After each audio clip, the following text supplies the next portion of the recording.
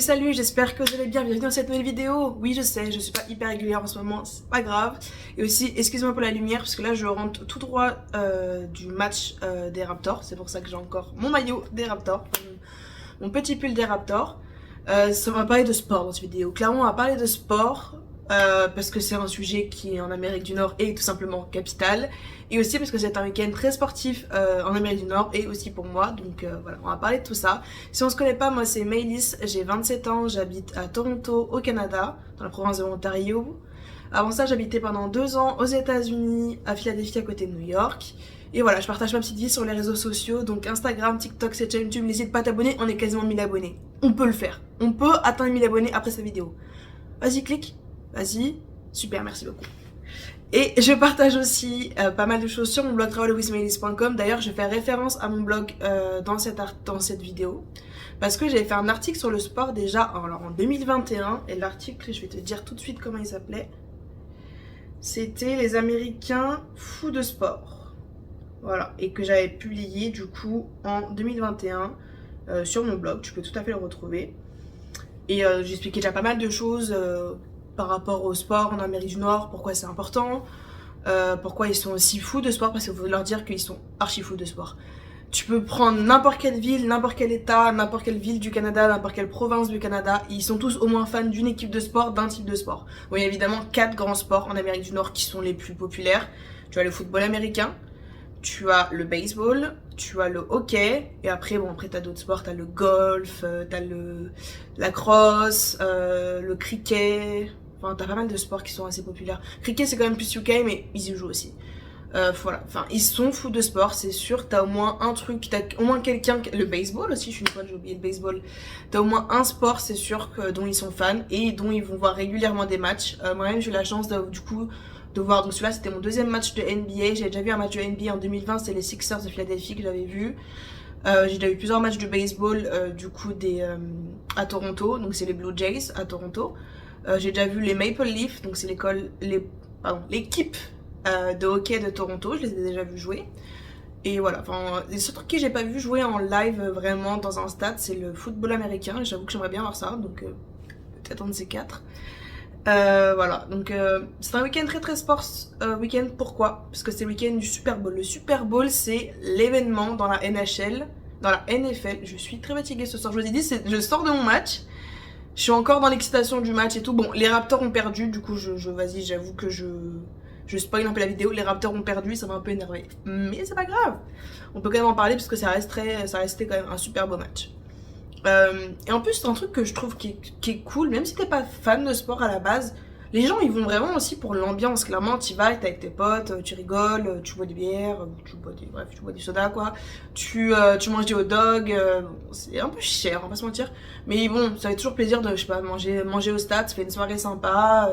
Tu peux avoir différents prix en plus en fonction de quand tu t'es, ce que tu t'y prends pour regarder, donc la plupart du temps, il faut mieux regarder sur le lieu où a lieu le match, donc le stade. Donc par exemple, pour les Maple Leafs et les Raptors de Toronto, c'est à la Scotiabank Arena. Pour les Blue Jays, c'est au Rogers Center.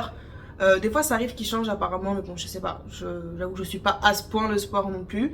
J'aime bien ça, mais c'est pas non plus voilà, mon cœur de sujet, quoi. Mais ouais, clairement, je vous conseille, si vous avez l'occasion, de voir au moins un match d'un quelconque sport, parce que pour moi, c'est vraiment la culture américaine pure, quoi. Il faut savoir que des petits sont très poussés dans le sport, à faire tout type de sport. Ils sont vraiment poussés là-dedans. Même dans les films américains, tu vois, on parle souvent du quarterback. Le quarterback, c'est un des postes pivots au football américain. Voilà, on parle très souvent dans les films américains, tu vois très souvent que c'est très lié au sport, aussi le sport à l'université. C'est souvent comme ça qu'ils peuvent aller dans des universités prestigieuses, parce que les gros sportifs, du coup, obtiennent des bourses pour aller dans ces universités. Donc voilà, c'est un truc qui fait vraiment partie de la culture américaine, et ça dès leur enfance. Donc je trouve que c'est hyper important d'en parler. Puis en plus, je trouve que ça leur permet de se rassembler autour de pas mal de valeurs qui sont la compétition, le respect, être performant, vouloir se dépasser, être ambitieux. Et c'est aussi des valeurs que tu retrouves beaucoup dans les mœurs américaines en général. C'est vraiment très souvent, on appelle ça des go-getters, c'est-à-dire des gens qui vont, quoi, qui ont envie de gagner, qui ont envie d'être là, qui sont compétitifs, clairement. Ça se traduit Il y a aussi énormément dans l'anglais des métaphores par rapport au sport, que ce soit dans l'anglais moi que j'utilise au travail, etc. C'est beaucoup des métaphores qui sont liées au sport en vérité. Tu vois beaucoup, je sais pas, par exemple je vais te dire let's get the ball rolling, tu vois, genre ça veut dire c'est parti, on y va, on lance le projet, mais tu vois, techniquement t'as ball dedans. T'as pas mal de métaphores qui sont liées, je sais pas, au sport, et je trouve que c'est intéressant en fait de s'intéresser à la culture du sport. De toute façon tu vas être embarqué dedans. Et en habitant en Amérique du Nord, je sais pas, ils en parlent tellement souvent, c'est présent partout. T'as énormément aussi de concepts qui sont faits autour du sport. Nous à Toronto, on a la chance d'avoir aussi énormément d'infrastructures pour profiter du sport. On a des patinoires gratuites, on a aussi beaucoup de piscines qui sont gratuites. On a pas mal de choses en fait, des terrains de tout type de sport, de baseball, etc. qui sont accessibles en fait et gratuitement, des terrains de tennis aussi. Et je trouve qu'ils poussent quand même pas mal les gens déjà à faire du sport et puis aussi à se mêler en fait. Les événements sportifs sont vraiment des événements familiaux, etc., amicaux. On se rassemble pour voir les matchs, etc. Je trouve que c'est une très belle, très belle part de la culture américaine. Et c'est une des parts que j'ai embrassé entre guillemets le plus dès mon arrivée en vérité, il y a 4 ans. Ouais, je suis tombée dedans. Je regarde pas non plus tous les matchs de tous les sports, mais maintenant déjà je comprends de plus en plus les règles et je suis aussi capable de les expliquer de mieux en mieux. Je vais pas le faire dans cette vidéo, je préviens, il y a des gens qui font ça très bien, ça sera pas mon cas. Mais au moins je comprends, j'arrive à suivre le jeu, j'arrive à être aussi enthousiaste, donc voilà, donc c'est hyper cool. Donc bref, tout simplement, donc ça va être cette vidéo, ça va être mi-explicatif, mi-vlog. Je voulais un peu parler avec vous quand même, ça fait longtemps que je vous ai pas trop vu sur YouTube. Et du coup, ouais, je vais aussi vous emmener en partie vlog parce que du coup j'ai filmé 2 événements. Donc j'ai filmé le Super Bowl du coup qui a lieu dimanche. Donc la Super Bowl c'est la finale du coup je disais de NFL, donc de football américain, qui oppose les 2 vainqueurs des 2 côtes. En fait ils jouent les championnats côte par côte. Donc t'as la côte ouest et t'as la côte est. Donc les équipes de la côte est s'affrontent entre elles, les équipes de la côte ouest s'affrontent entre elles. Et ensuite les deux se rencontrent et ça fait le Super Bowl. Du coup là c'était le match, c'était les 49ers, donc c'est l'équipe de San Francisco qui affrontait les Chiefs de Kansas City. Il faut savoir que quand je suis arrivée aux États-Unis, je suis arrivée le week-end du Super Bowl et c'était aussi déjà à l'époque, il y a 4 ans, les 49ers contre les Chiefs. Et les Chiefs, je sais plus si ça avait gagné ou perdu, je crois qu'ils avaient gagné. Je vais pas dire sûr de sûr. Par exemple des personnalités que vous pourrez connaître du coup du monde du football américain, ça serait par exemple Tom Brady qui est un des plus gros joueur de NFL. Il est parti à la retraite en 2022, je crois, en début d'année 2022, et il a 7 trophées du Super Bowl. Donc le Super Bowl c'est vraiment le super match, c'est un peu notre équivalent de la Coupe du Monde, voilà. Donc, clairement la Coupe du Monde de foot, bah voilà, pour eux c'est le Super Bowl. Donc ça a lieu tous les ans. Et donc le week-end du Super Bowl c'est vraiment voilà, c'est un événement en Amérique du Nord, toutes les chaînes les retransmettent, les pubs qui passent à la télé coûtent un fric monstre, clairement c'est... T'as aussi énormément de stars qui jouent dedans, enfin c'est un événement, clairement c'est un show. J'avoue que beaucoup de gens aiment aussi le Super Bowl pour le show de la mi-temps qui souvent fait avoir une star, c'est pas du tout français ma phrase, fait se produire une star. Par exemple là cette année c'était Usher, j'adore Usher. L'année dernière c'était Rihanna, Queen. En plus elle a annoncé sa grossesse au Super Bowl l'année dernière. L'année d'avant c'était... Ah il y avait un mix, il y avait eu Eminem, il y avait eu 50 Cent, il y avait eu Mary J. Blige. Et je crois que j'oublie quelqu'un. Et aussi voilà, ces stars peuvent avoir des guests aussi parce que cette année par exemple t'as eu aussi Ludacris qui est venu, t'as eu aussi Alicia Keys dans le show de cette année. L'année où moi je suis arrivée aux États-Unis, du coup il y a 4 ans, donc en 2020 c'était Jennifer Lopez et Shakira. Enfin voilà, en général ce sont des énormes shows. Beyoncé l'avait fait en 2013 aussi. En général ce sont des shows de fou. Clairement c'est... Voilà, ça pète tout quoi. Et en général tu sais qui est l'artiste qui va se produire au Super Bowl, tu le sais environ 6 mois à l'avance. Donc les gens littéralement marquent leurs agendas. Et voilà, c'est un événement que les gens aiment voir. Donc ils se ressemblent devant la télé, souvent ils se ressemblent avec des amis. Donc moi là j'ai vu dans un bar, donc je vais partager les images juste après.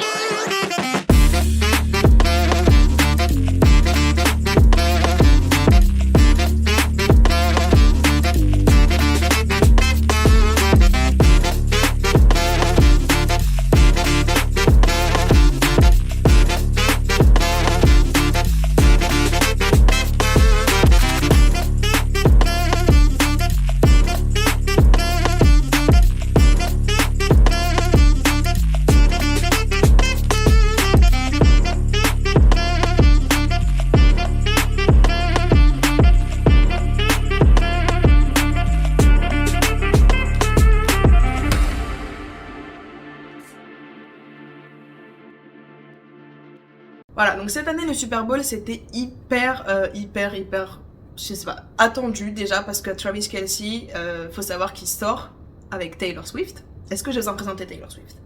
On va partir du principe que non.